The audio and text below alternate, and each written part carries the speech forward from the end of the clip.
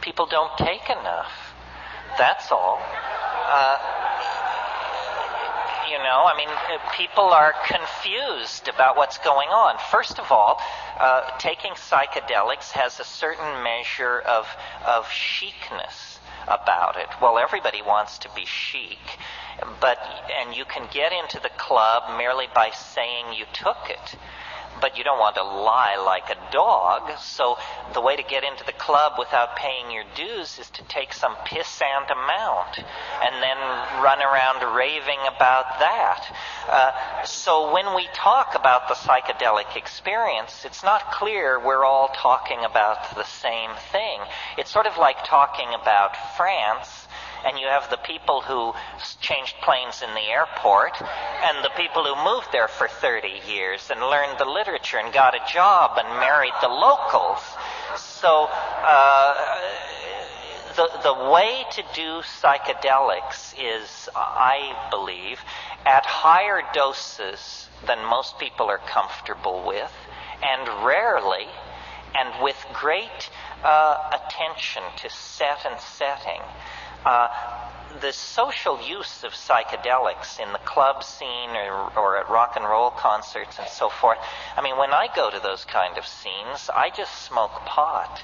I don't, because I want to be part of what's going on, I want to have a good time, but you would be nuts to take a major psychedelic in that circumstance.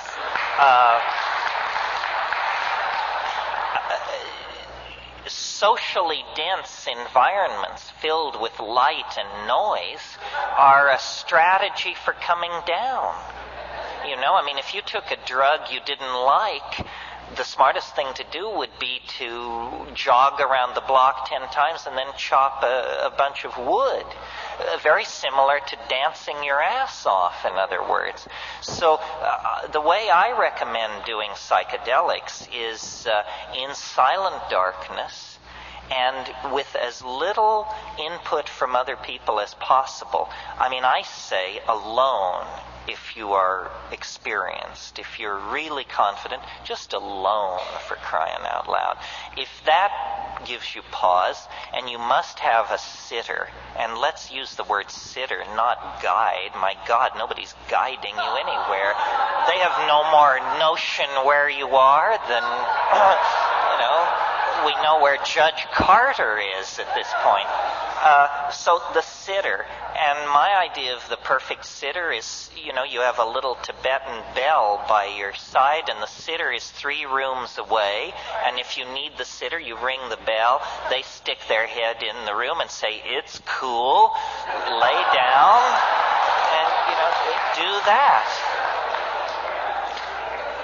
And as long as this question was brought up and so much of the lecture was somewhat high-toned, let me get into this for a minute. There are thousands of altered states. We know them: orgasm, indigestion, 2 cappuccinos. What high-toned, let me get into this for a minute. There are thousands of altered states. We know them: orgasm, indigestion, 2 cappuccinos, where tequila takes you. So endless altered states. And I'm not really interested in them more or less than any of you are. They're part of life.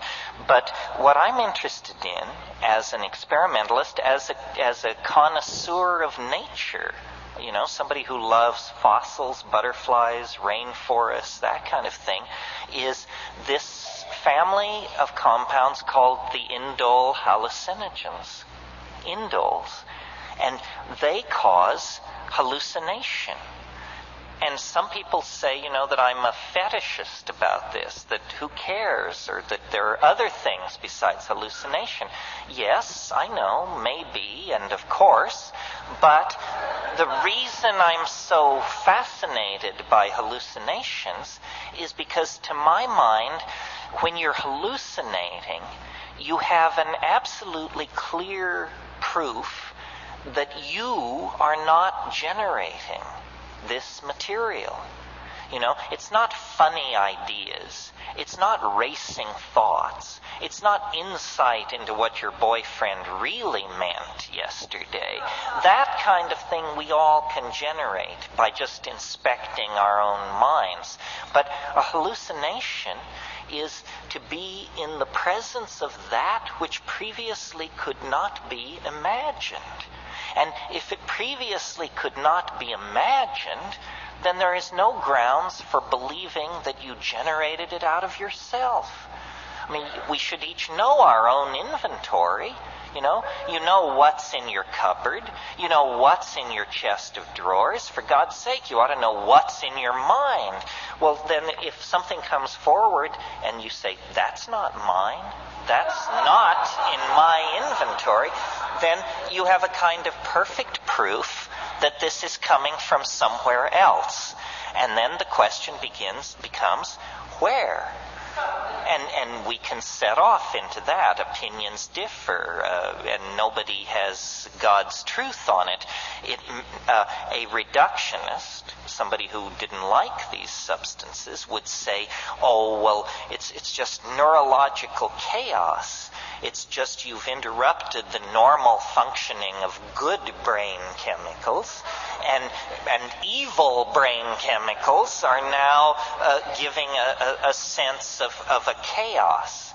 Well, that just doesn't cut the mustard. I mean, that kind of stuff may work if you're talking to the troops, but not if you're talking to anybody who's ever been there. I know what a neurological chaos would look like. It would look like bright lights, moving patterns, colored this, something that. It would not be ruins, landscapes, machines, paintings, works of art, building plans, weapons, bits of manufactured technological detritus. These things are too coherent. They're objects in some kind of superstructure of the mind. And for me, this was the revelation. I didn't get into this business by being an airhead or a screwball.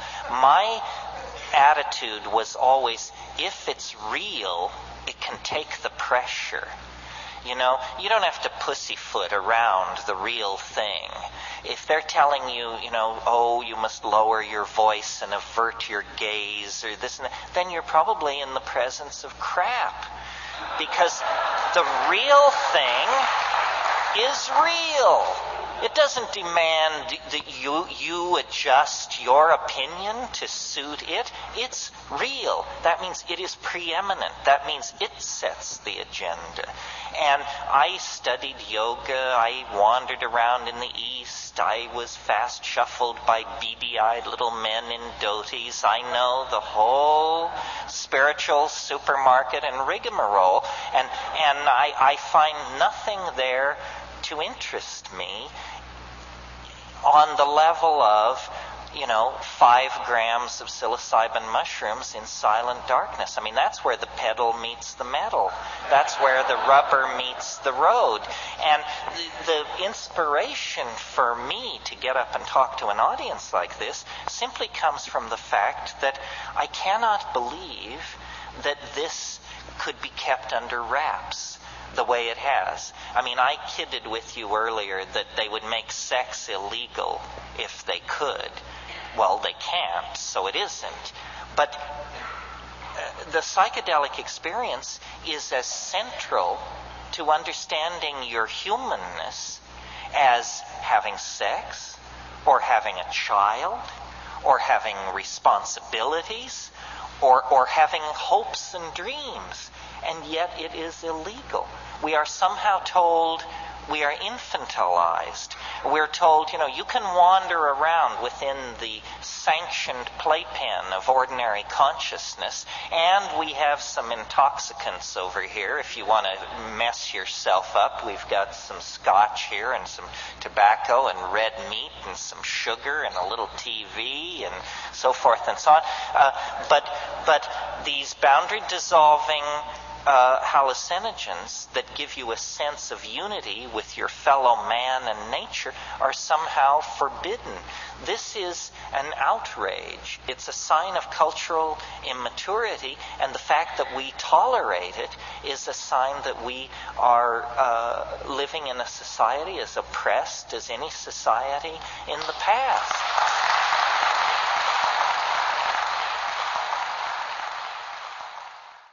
To a short question, but I think it's really important. My thing is not about my opinion or what I saw in Africa or anything like that. This is, get it straight, this is about an experience, not my experience, your experience. It's about an experience which you have, like getting laid or like going to Africa. You must do the experience. Otherwise, it's just whistling past the graveyard. And we're not talking about something like being born again or meeting the flying saucers or something like that, where good works and prayer are the method. No, if you take a sufficient dose of an active compound, it will deliver itself to you on the money. If it doesn't work, take more. Nobody is in a position to dismiss this just because it didn't work for them on one or two tries. This is an art.